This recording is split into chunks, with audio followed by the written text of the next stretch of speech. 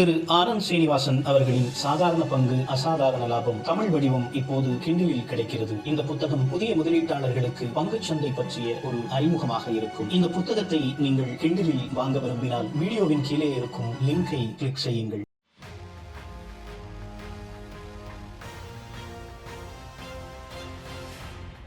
Good evening.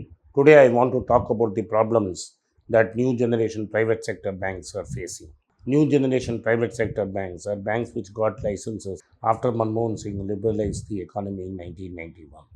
These banks have been growing at a scorching pace at the expense of the public sector banks. Except ICICI, most of these new generation private sector banks have been looking at lending to retail and sometimes to small businesses like truck owners. They have not really lent to SMEs in a big way or MSMEs, nor have they done big ticket corporate lending the way public sector banks are doing. And therefore, they have been riding the boom for the last 30 years. Because as sector after sector opened, millions of people joined formal jobs.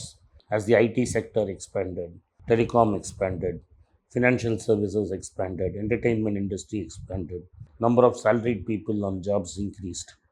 This meant they could handle more and more clients, and then have been having mind-blowing growth, especially in maintaining salary accounts, giving personal loans for consumption, car and bike loans, and housing loans.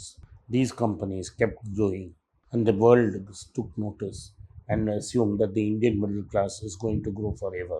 This meant the book of a bank is normally the loan book. Normally, at best, if the quality of the bank is extremely good, you value it at 1 or 1.5 times. And because here the growth was stupendous, people assumed that the book will double every 4 or 5 years. And therefore, banks were valued at 4 times, 5 times books. Normally, I stayed away from these banks very steered clear, except for my legacy investments or on days in March when the markets dropped. For a long time, HDFC Bank's policies were far better than that of ICICI. I have covered that in my book. But as the time grew and ICICI cleaned up by throwing out the lady on top after whistleblower complaints, cleaned up the books, started growing its secured retail business very fast, it meant that ICICI started doing better than HDFC. As always, wheels of fortune change. And this time when the wheels of fortune changed, it started to bite HDFC Bank. HDFC's enormous growth in retail banking started to affect it. As Aditya Puri got older, the stories of lax management, bad chasing and really pressurizing retail to collect money. But all that was considered good practice because they were collecting money very strongly. Then what happened is just before Mr. Puri resigned, the first piece of bad news came. In an auto sector, the man in charge of vehicle financing was accused of corruption. His daughter had signed up for affiliate marketing for a device which would do enhanced driving experiences, and she had a dealership across India. All HDFC car salesmen were told that getting a loan from HDFC would improve if this add-on was bought from the dealer, and commissions were paid to HDFC marketing agents who really did well in this. This snowballed into a big controversy because every HDFC loan was accompanied by this device, which resulted in fat margins for the manager's daughter. As the things grew along, murmurs started happening till a whistleblower complained to Aditya Puri. Aditya Puri hushed up the whole matter, said without a proper investigation, and claimed that the books of the banks were clean and the quality of books were not affected, and the gentleman was retired and his normal 2-year extension was not given to him. And he said, and that was the close of the issue. Recently, the whistleblower complained to Reserve Bank of India. Reserve Bank of India decided to reinvestigate the case and started the process all over again. After going through the books and coming to a conclusion that the lender had acted improperly, HDFC Bank was asked to cough up a fine of 10 crores. This is a very small fine for the enormity of the crime. It is very sad that the Reserve Bank of India has not ordered criminal investigation. This is indeed a crime when use this position to coerce customers to buy a device which they may not have wanted. But this is not the only problem for HDFC Bank. Repeated outages in their technology meant that they had not grown their technology the way their business grew. After repeated outages, the Reserve Bank of India banned HDFC from issuing more credit cards and said they could not introduce more digital projects.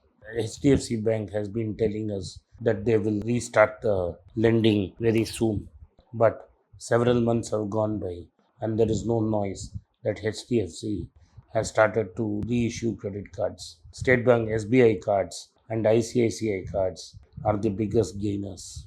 Whoever buys the city's portfolio, which is up for sale, is going to be the dominant player in credit card. If ICICI manages to snag it, then it will make it very difficult for HDFC Bank to catch up. But what I want to also point out to you is the recent interview given by Uday Kotak, where he is urging the central government to borrow heavily, print money, and transfer money to the poor. What he is basically telling us is the economy is broke, the more middle class has gone to the poor, the bank does not have anybody to lend to, and that is why Kotak's loan book is not growing aggressively, and he has been very conservative about lending. This means that HDFC Bank will also not be in a position to increase its loan book and may find it difficult to lend to customers. If HDFC Bank and Kotak are talking about problems in the banking industry, then ICICI and other banks cannot be far behind. Why am I making this point today? In yesterday's rally, it was HDFC Twins which took a big up move. There is no value either in HDFC, which is basically lending in to real estate, or HDFC Bank, unless HDFC wants to go down the order and take bigger risks on more riskier assets. I don't think Parek will do that. So sooner or later, investors have to realize that the HDFC banks are priced to perfection and there will be a sell-off in the private banking space. When it happens, I do not know. But the valuations don't justify buying the shares at this price. Thank you for watching. Be rich. It's a great privilege and honor that so many of you in thousands have subscribed to my channel and have supported me. I have written 2 books in English, The Alchemy of Money and Ordinary Stocks, Extraordinary Profits. These books are published by us and are ready. If you want to procure a copy, send us a message to the WhatsApp number given below and my team would respond to you. If you want an Amazon Kindle copy, you can click the link below. Finally, those who wish to consult with me can send a mail to berichenglish@gmail.com. Once again, I thank you for your support. If you like this video, press the subscribe button of my channel, hit the like button and turn on the bell notification.